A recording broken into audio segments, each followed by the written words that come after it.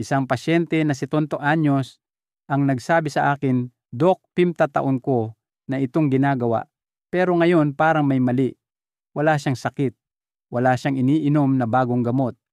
Pero ang totoo, ang paraan niya ng masturbasyon ay tahimik na sumisira sa kanyang puso, prostata at pakiramdam."